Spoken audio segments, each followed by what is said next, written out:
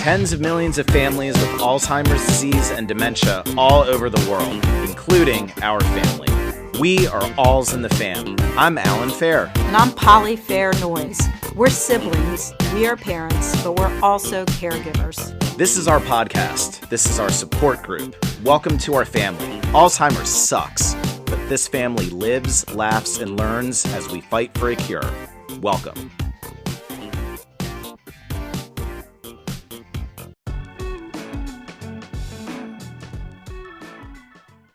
Hey, Poli. Hey, Boni. Hey, Allan. Hey, Allan. Happy New Year. Yeah, this is the first episode of Alz In The Fam in 2021. And it's a good one because we have a great guest that we interviewed. We interviewed Chris Kondracki. He is the owner of a company called Always Best Care in Loudoun, Virginia, which is close to where we live in the USA. And we talk about his services, which are home aid services for seniors with disabilities, either physical or mental. And it's a really nice episode. Great. Here's that interview with Chris now. Hey, everyone. Good afternoon. Hey, Boni. Hello. Good afternoon. So we're very excited today to have a guest, and this guest is a personal friend of mine as well as a professional friend of mine. His name is Chris Kondracki, and he is the owner and president of Always Best Care. It's a senior home services company located in Loudoun, Virginia, which is near where we live in the United States. And we are really pleased to have him to ask questions about his services and how dementia and Alzheimer's patients and their families can access this kind of care. And so thank you. Welcome to the podcast, Chris. Really appreciate your coming out today. Thank you for having me. So I'm just going to get right into it a little bit. Chris, there is a distinction between your services because they are really non-medical services. So it's a companion care and then a placement services in addition to that. And also what we want to say home helper services and there's a distinction there. Can you talk a little bit about what your services are and how that plays out as a differentiator from home health services in the medical setting? Sure. Home health care in the medical setting, I'll start with that. Those are the folks that will come to your home. It's usually a nurse to provide usually occupational therapy or physical therapy for you that has been prescribed by a doctor. And they are there only for a short amount of time, usually about an hour. They can provide, the nurses can do wound treatment, they can give you medication and check you over, and then also do the physical therapy type of exercises with you. But then they leave.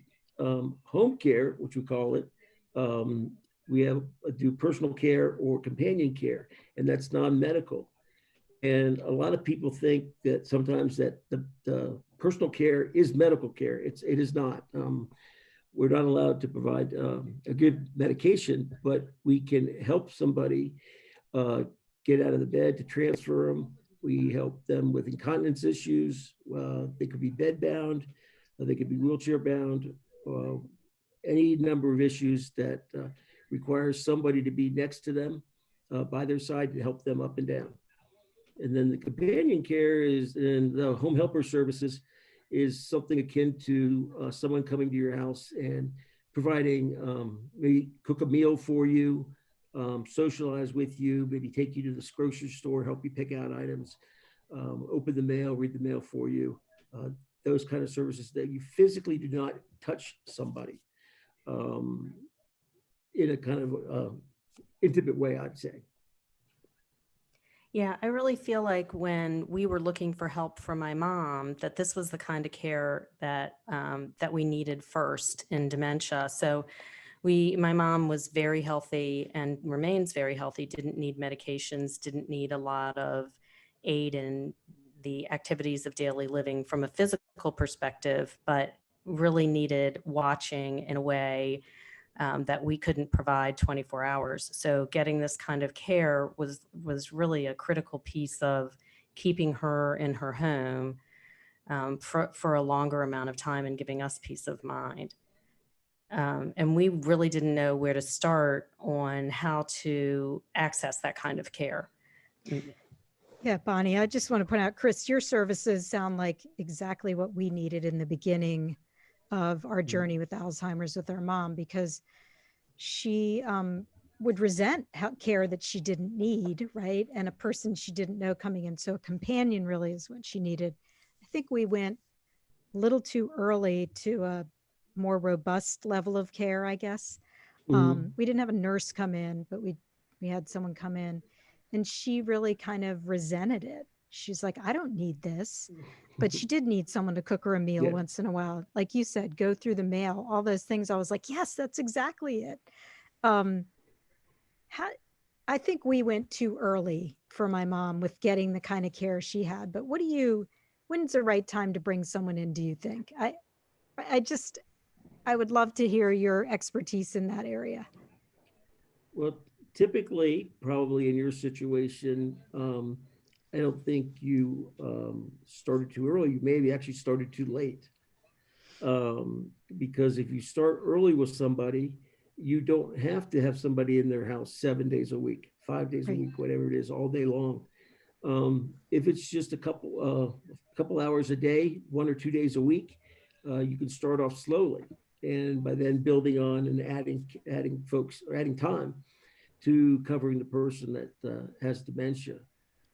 Usually in the early stages of dementia, as you know, it's a lot of cueing and a lot of reminding. So dementia in itself is a special type of personal care that we cover, so that the caregiver is right by their side usually, or watching out for them for safety purposes, and then also making sure that they don't wander off or get into trouble in any way. They may direct them on how to get dressed in the morning, or in the afternoon. They may get a little more agitated to calm them down and settle them down through dinner, and then they might leave. So the earlier the better, really, but start slow. You know, 1 or 2 days a week is all about it. You need a couple hours. Yeah. Chris, you pointed out that maybe we waited too long. And I think that's part of now that you say that, I think maybe that was part of the issue. Because my mom could never sort of get to know the person and develop a relationship, seemed like they were brand new every time they came to her house. And brings up another issue about how I imagine a very experienced helper would know how to combat that. But my mom locked people out when they came to help her, and they'd knock on the door. Oh, I brought you some groceries. She's like, I don't know you. You can't come in. Do you see that, or how do you deal with that? All the time. It happens all the time, and that's commonplace. Usually with folks, a lot of people, they've been living on their own for several years, maybe 20, 30 years living on their own. And then all of a sudden the kids decide, hey, mom needs some help because she's has dementia. And they put somebody in the house, and they're like, hey, I don't need this. I've been living for 20 years by myself. I don't need any help at all. I'm doing fine. Sounds familiar. Yeah, there's a lot of resentment there. And that's the typical story. Yeah. That folks just don't want somebody else coming in their house because, one, they don't want a stranger, and two, they don't need help. So there's always going to be a pushback. And that's why starting early is better. I think we had a much better experience when we found someone and were able, because of the person's personality and relationship to my mom, to frame it in the idea that this was my mother's friend or our friend who was coming either to get her, take her for a walk, help her. And that worked for a while, much better than where we had done what Polly was saying earlier and tried to get actual help in. So I see where starting early, starting on a friendship basis with more benign companion, I think, as opposed to assistant, is a real key way of framing it with at least our mom.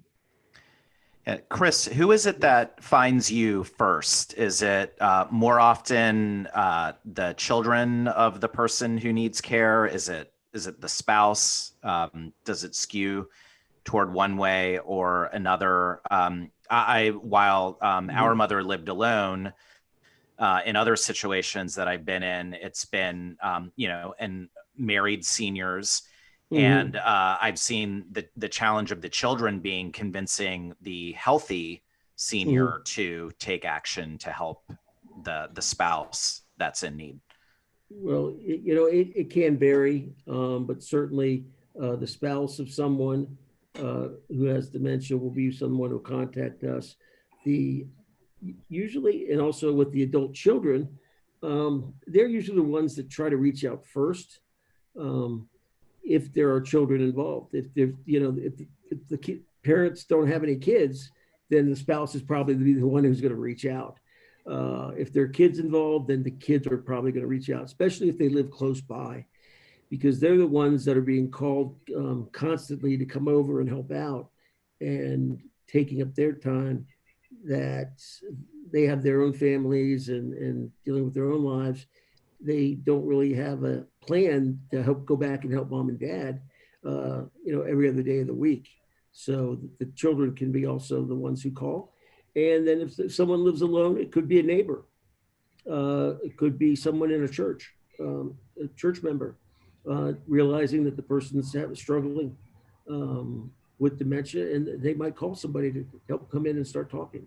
So the distinction I'm hearing is that you're not saying it's usually the patient themselves. It's usually someone that's in their life in some way or another that's making that original call for them. Am I right with that? Pretty much 99% of the time with dementia folks, it is not the person with dementia calling. Yeah, it really is hard to imagine someone saying, I'm really noticing I'm starting to lose my marbles. Maybe I should call someone and get some help for myself. So, yeah, I haven't met anyone who's done it that way. That's for sure. Or I went and looked into where did I put the number? I forgot where I put the number. So. Yeah. And staying with that, though, I think it's interesting that you said, it's someone who's close by and kind of sees what's going on, because I also think, there's the case like us where, and Polly and I had this discussion many times before we got help. Do we just wait until the bad thing happens? And, I know we had a recent experience with Chris, with my mother-in-law, in a medical situation where we needed help on an emergency basis. I mean, there was a clear defining event. And thank you, Chris was a savior. I'm going to recommend his company to anybody who's local. The way that he responded, it was so fast, so complete, and gave us so much good advice. So, and Bonnie, what day was that you called? Yeah, let's talk about it. The day before Thanksgiving in the evening, right. And we had services in place that very next day, including equipment and staff. So let's point out during COVID. Yes, during COVID, right? Let's just the height of COVID. It's got to be an exacerbating factor. Right. Yeah. So going from that extreme of extremes to back to dementia and this thing, do you find that a lot of people in that area are having the discussions that Polly and I were having in the background of, what do we do? Do we wait for the bad thing to happen, or what can we do? What can we offer? How can we get some relief and some safety for her? Yes, usually that is happening in the background. If it's the spouse with no kids, the spouse is probably talking to other people about it. If the kids are involved and it's a multiple kid family, I'm sure they're all having, everyone who's interested in helping mom and dad is going to be involved, trying to get together and help out and kind of decide who's going to do what, who's going to do when. If somebody can't do it because they're not local, too far away, then how can they support the group? And work things out. So it's a slow process when that starts to happen, and I think that's where people stutter the most, and that's the problem. They get paralyzed with all the information and don't move forward. Yeah, and then when you meet a little bit of resistance from your loved one, it makes it Correct. easy to stop. So what's Right. your process? So I call and I'm like, hey, I got my mom. I don't know what's going on. What's your intake process to help someone? Because I feel like even having gone through the process when we were going over notes and things like that, we were like, wow, I wish we had had a guide to tell Mhm. us, what's available to us and what to do.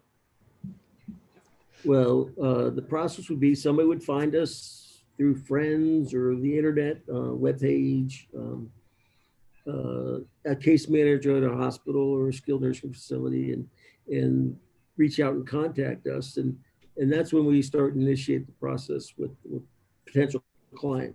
We just take some basic information on the phone, but schedule appointment, a meeting to go out and talk with the family members, who's ever involved, the responsible parties, and sit down and talk with them, and find out what the situation is, find out what the home environment is, um, preferably with the uh, person with dementia there so that they can be observed as well.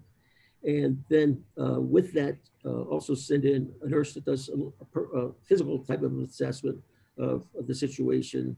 Um, some simple tests for dementia, trying to figure out what stage. But if you've already been to the doctor, or you might have a general practitioner, or even a neurologist or a psychiatrist involved already. So we would be looking for notes from them as well, medication levels that someone might be on, and then from there, we would devise a plan of a schedule more or less of how many days, how many hours you would want someone to come in and help that would help out the family and the person, which would benefit the most.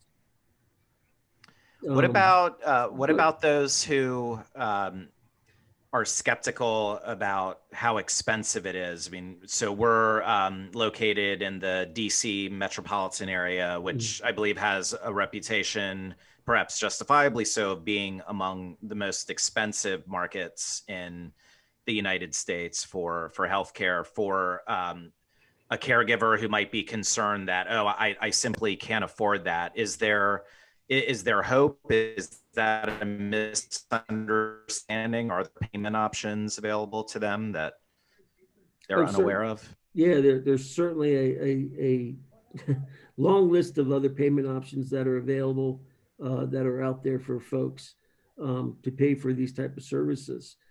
Um, we here, Always Best Care in Loudoun, we mostly cover, or 100% cover private pay clients, which means you're paying out of pocket.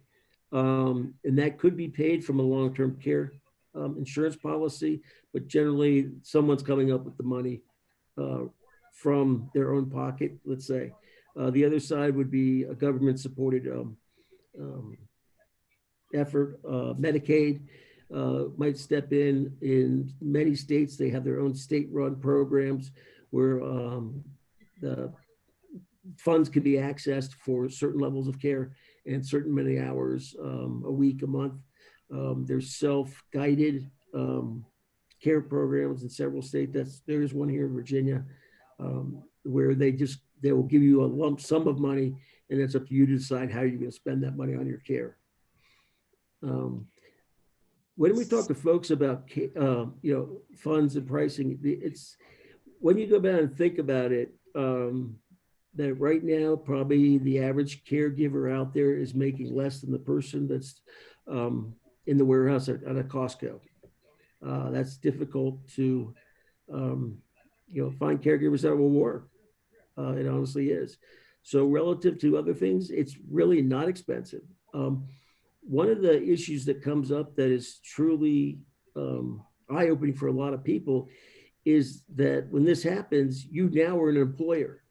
You're employing us to help you out. And most people all their lives have never been the employer. So they don't know what it is for employee taxes. They don't know what workers' compensation is all about. They don't know enough to cover how many different policies of insurance you have to cover. Even COVID now has been taken out of our general policies. You have to have a separate rider for that, for infectious diseases. So I try to tell folks that that they're now the employer, and think about it from that standpoint, is they've got to hire somebody who's going to come in on a regular basis, who's qualified to do it. And it's not going to be cheap, but it's not expensive. So I want to make 2 points on here. One is that Chris provided us a list of potential services that we will put in the notes for the podcast so that you can, Sure. if you're listening and are interested in finding something, it'll be a resource for our listeners to try and access those that are in our area or in your area when you say state-run and local programs. Mhm. And the second piece is, I thought, a really compelling statement that you said on your notes back to me when we were going over what we might talk about was, when you talk about a rainy day fund, guess what? It's raining. And I really, that really kind of hit me. I don't know about you guys. Yeah. What are you waiting for? Yeah. Yeah. You waiting for it to get worse? It will, but Yeah. you're better off getting things in place now. Yeah. Yeah, and that's usually something, we tell folks right off the bat, and seniors that, hey, they have saved money for a rainy day, and it's now raining, and they have to dig in. And no one wants to spend their savings and their money. That's true, especially for something like this, which they probably never thought of that they were going to need or wanted. We once had a client that had a wife that had late stage dementia, was caring for her, and they lived a very meager existence. And I went and met him, and he said they had no money for services. It was too expensive. And in conversation with him, after a little bit, we started talking about where he lived locally and what had happened. And he told me that he owned 137 acres of land in prime real estate area here in Loudoun County. So there is funds. He had it free and clear. He just didn't want to give it up. So there are a lot of places where there's money hiding to help pay for these type of services. It's just a matter of whether or not you're going to sacrifice it and give it up. And typically people don't give it up. Well, I think at some point, we've recognized what a better quality of life it is for everyone involved, not just our loved ones, but for us as caretakers, to have that expertise to not only to care for them, but to give us advice on next steps and to give us a professional eye on what's going on with our loved one, our person. Mm-hmm. That's so valuable outside of even the care that we're giving. So I'm going to say do it early, like you're saying, Chris, because it's been very valuable to us in many ways. And that's one thing about our services. It's not only helping the client, the person with the dementia, it's helping the family. We help educate the family in any way we can. We're constantly in contact with them, of course, about what's happening day to day. But we also feed them literature, information about what's going on, services that are out there in the community. There may be a lecture here or there in the community that we might think is relevant to them. So we'll send them, an invitation to that seminar or whatever it may be. So we're helping the family just as much as we're helping the client. Yeah. All right. I'm going to switch gears for a minute, and I'm just going to ask about, going back to what Polly said with a difficult client. Mm-hmm. And, literally our mother would lock the person out and not let them come. So tell me a little bit about how you'd manage that. Now, I know how you managed with my mother-in-law, who is not a dementia patient, but is a difficult patient, and had a little bit of difficulty with one of her helpers. You were able to swap her out and get somebody else in pretty quickly for us. Again, thank you so much. But what are some of the tricks for someone like that? I mean, where, we thought too early, but really too late, and had the wrong kind of care initially. But what do you do? What do you do when you need the help and it's not working? So what are the strategies? What would you, how do you manage when the patient or the client, although, that's a question, who's the client? Are we the client, or is the patient the client? And so what do you do if the person who's receiving the care locks out the caregiver? Well, those type of situations happen, there are a lot of times the person is defensive and will do things like that. Even going as far, maybe if they're aggressive or they become aggressive, they can swing and try to hit the caregiver as well. That happens all the time.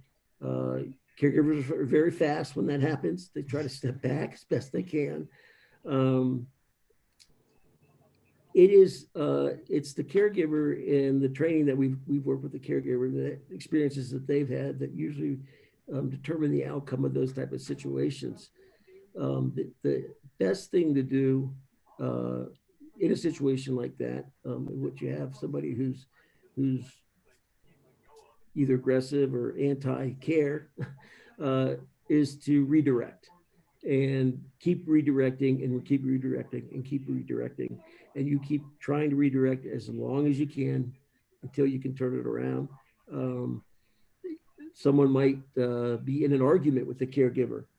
So the caregiver says, okay, and steps in another room, waits 2 or 3 minutes, comes around the other side of the door and say, hey, we're going to the party tonight. Like, we need to get dressed.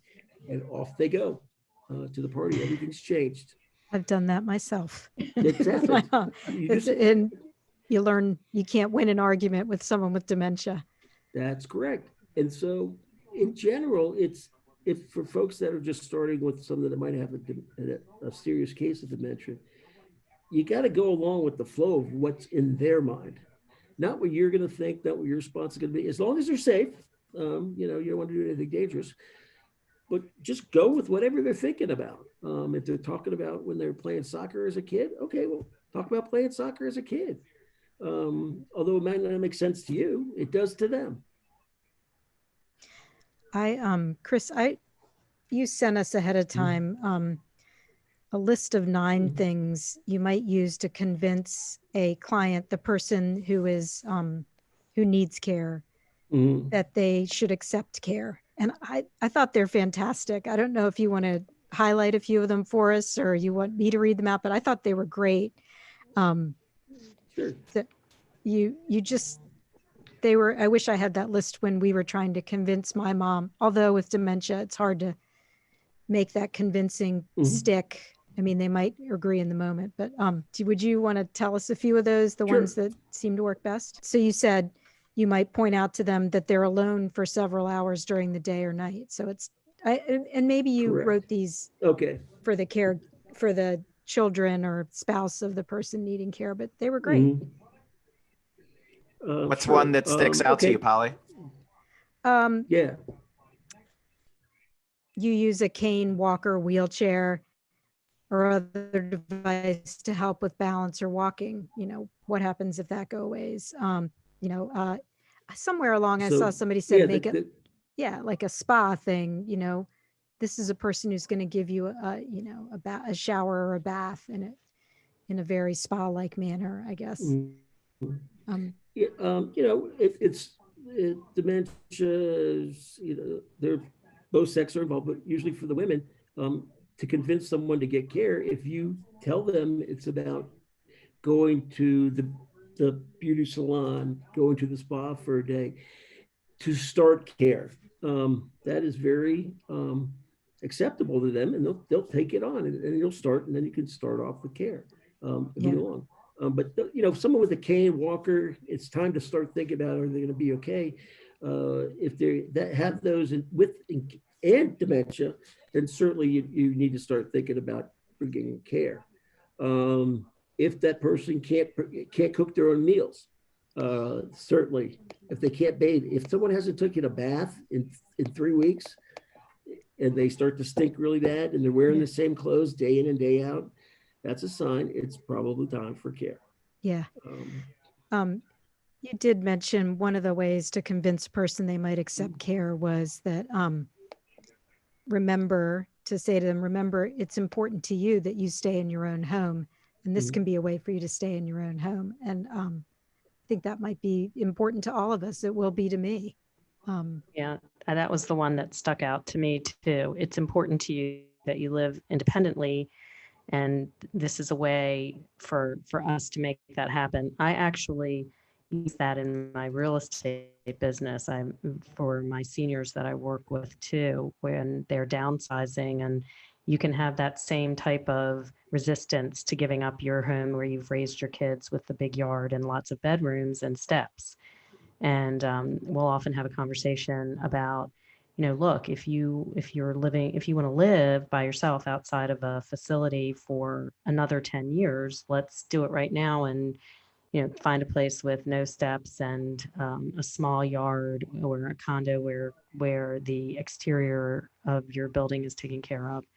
And I think this is an evolution of that, by saying, hey, we're going to bring it now to the interior of your home by taking away, some of the activities of daily living that become very burdensome to someone who has dementia or any type of physical disability. Correct. So, And if you're talking to your parents and they're adamant, you know they need help and they're adamant about staying in their home, well, okay, you have a choice. You can stay in your home and you get home care and they have to come in, or you're going to go and we're going to find an assisted living community for you to move into. If the person is anti-assisted living community for whatever reason, then their choice is to stay independent at home, but they have to have home care, and then they will be watched and be safe. Yeah. And then that leads into kind of the very last piece of what we were talking about, which is that while you provide the in-home care, you also do that next step of helping with referrals to people who are then going to be moving out of their home care and into a facility. Mhm. So do you want to talk a little bit about how that happens? And, are your clients usually ones that were home care and then are moving on, or are there two channels for that? Well, sort of like the example I just gave, or they could be our clients. There's various different ways of how people are going to move into or go to an assisted living community. I wanted a distinction between an assisted living community and a long-term care facility. Assisted living communities, in all fairness, they're not prisons. It's not jail. You can come and go as you please. If you can still drive, well, by all means, bring your car, park it in front, and go out for your errands. Long-term care and facilities is more of what probably they're thinking about, where folks are bedbound or wheelchair bound, and they need nursing care 24/7. So we're providing our service for assisted living placement services is finding the right community for someone to move to from their house, where they need the extra support during the day. And it could be as little as just getting a wake-up call, getting out of bed, or it could be someone that's wheelchair bound as well, to help out. So yes, we do provide those services. That's a real distinction to think about in your conversations with your loved ones, I think, too, that I hadn't really delineated, even though being in it now, we understand it a lot better, which is those assisted living facilities are an interim step to a full-on care facility, and they still provide a lot of independence. Again, as an alternative to just moving to a regular condo that doesn't have any additional services. Correct. And there are any number of levels of service you can get in an assisted living community. And that's why we help out, because you could sit there and spend hours and hours of your time researching what's the best assisted living community to move into, and just keep wasting your time and never really get to where you need to get going. In our services, I constantly go to assisted living communities on a regular basis, find out what's going on, find out who the employees are, management, staff, turnover ratios, to find out what's going on, hands on the ground kind of research that people just don't have time to do. And they can't go to 15 of these communities usually at the time they're looking. They just don't have that kind of time. So you're coming to someone like me, a professional that's already done all the legwork to put together the best 2 or 3 communities, take you to those communities, view them, take a tour, come home and make a decision on which one's going to be best for you. So along the way, we've already knocked out the ones that have no bearance of no reason you would ever move into any one of it, whether it be the cost is too low, cost is too high. You'd rather go to the Ritz-Carlton, or you don't have enough money. Maybe you need to go to a group home. So we'll find the right community for you. And it's not just based on how close it is to your family. So I know we're getting close to the end of our time here. Sure. What do you want us to know that we didn't cover? I've got an easier one for you. Okay. Sure, go ahead. Looking toward the future, is there anything in the form of innovation that excites you about healthcare in the future, whether it's through some of the promising therapies that are being developed, or the merging of technology to measure certain milestones? As you look toward the future, what do you think will be better than how it is right now? As far as advancing in technology, I think what's going to be coming down the line that's going to be most useful is the monitoring of the individual in their home or somewhere remotely. For instance, let's say use an example, you go to a hospital, you have a heart attack, all of a sudden you're plugged into 15 machines that go bing. There's somebody in a room watching you and 12 other people, all their machines, and everyone's watching to make sure nothing's going wrong. That kind of technology is going to come to the home on the individual person, where you're going to be measuring blood pressure, temperature, heart, blood sugar rates in a real-time environment. And that if something goes askew or something's out of whack, a bell's going to go off and someone's going to be calling you direct or emailing you of some sort and finding out what's going on with you personally. That's something that's probably going to be coming down the line. There's a lot of privacy issues, of course, involved with that. It's not tomorrow, but it will be here sooner or later, probably. As well as things that combine some of the locator devices, the GPS locator devices, and the fobs, where help I fall and I can't get up, where these fobs are now, where someone will be wearing them and they detect someone's fall based on the acceleration of forward movement and vertical movement as well. And there's no false alarms. All that stuff is going to be combined into one, and someone's going to monitor it from afar. That's what excites me. Yeah. Yeah, that's great. But that doesn't get rid of home care. It absolutely No, it does doesn't. Yeah. Someone's still going to, if you want to stay independently and you can't get out of a wheelchair, that's not going to help you get out of a wheelchair. Yeah, no, Right. Chris, I think you're providing such a valuable service, and that is not going to go away. You need another human being Correct. sometimes. And Thank you. Yep, and we'll be providing Chris's contact, his business, Always Best Care, and more information with links on everything that we've discussed as far as resources in the show notes of this episode. So, Chris, thank you so much for being with us on Alz In The Fam. No, thank you very Thanks, much Chris. for having me. Everybody have a great afternoon, great day. Great.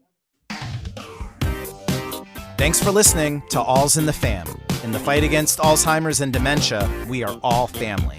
Find us at Alz In The Fam on Instagram, Twitter, Facebook, YouTube, and on our website, alzinthefampodcast.com. We appreciate you clicking that subscribe button on Apple, Google, Spotify, or whatever your favorite podcast catcher may be. Alzheimer's sucks, but we are in it together. We are Alz In The Family. Talk soon.